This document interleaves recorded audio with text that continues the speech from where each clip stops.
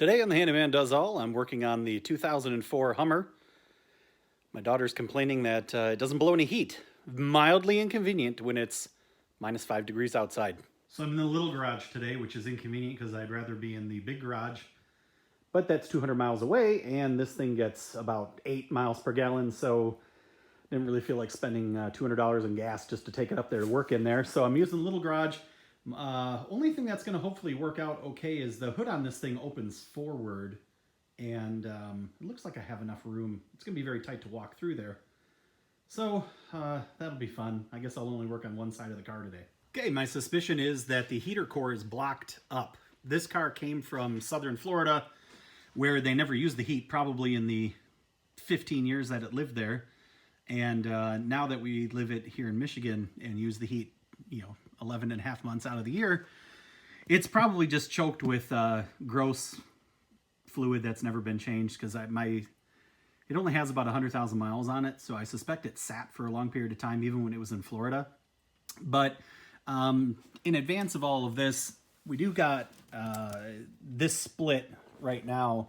These are the two heater lines that go into the heater core, which is underneath this big, dark, scary it got me, area. But what we're doing is I'm going to take these two hoses apart, and we're going to put some water, compressed air, something. I got to see what's coming out of these two hoses, and if it's not bright green antifreeze, we're going to flush that out and replace it with such things, and hopefully that clears up the heat problem. Situation report. I have successfully removed the two hoses, and don't worry about the water that splashed there and was dribbling out of there and is now in my mouth. It tastes sweet if you want to know.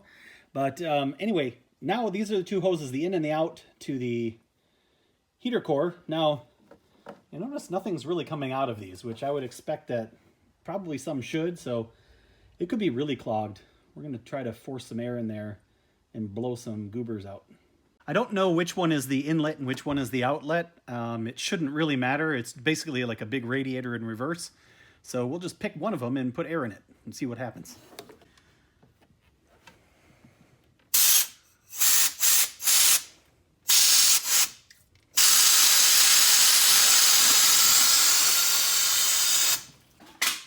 Needed a specialty tool.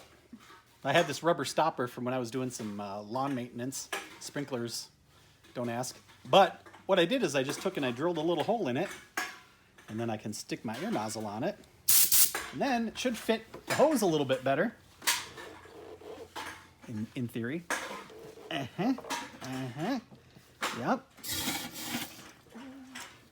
And presto changeo, we can make a geyser.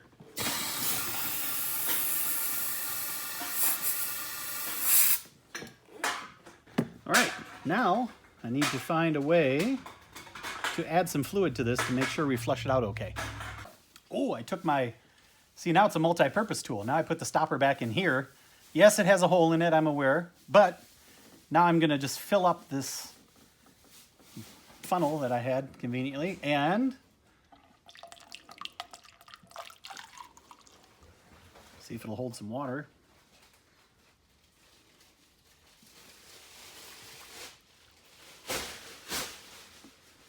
Make sure you use the finest of waters.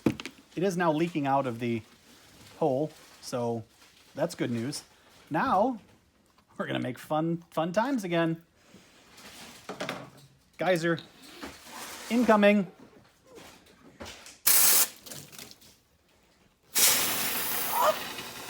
Oops. I'm sorry, I didn't know it was gonna go all the way to the wall. That's good news that it went all the way to the wall.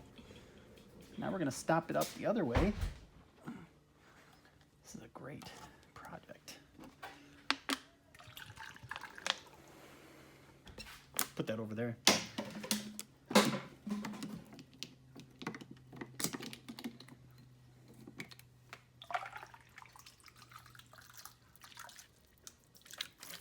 Only an actual exact measured amount. No more, no less.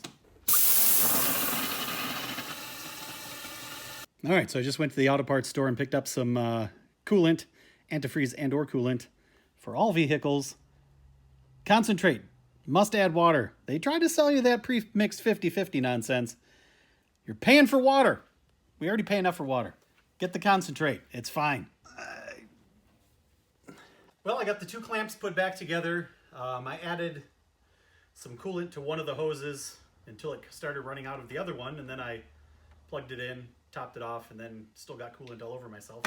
But next thing I gotta do is top off the reservoir tank here a little bit as well, because I had it open for a little while. You can tell it's full when it says, "Hey, I'm full." All right, now next thing I have to do is I gotta let the car run and warm up fully with the cap off, because there's probably still a little air left in that line, and it'll help burp it out of the top of the tank. So back in the car now, let it warm up a little bit, and as you can clearly tell, the heat's on. Oh, is it hot? I'm roasting marshmallows later. Come on by, we'll make s'mores. Well, just cleaned up a little bit. My hands were all kinds of sticky and gross, but thanks for watching The Handyman Does All. Please like, subscribe, send the links to your friends. Love to have more people, get some interaction. Maybe there's some projects you want to see somebody do. I'll do them if I've got them, and I have plenty. If you don't give me any ideas, I got plenty. See you next time.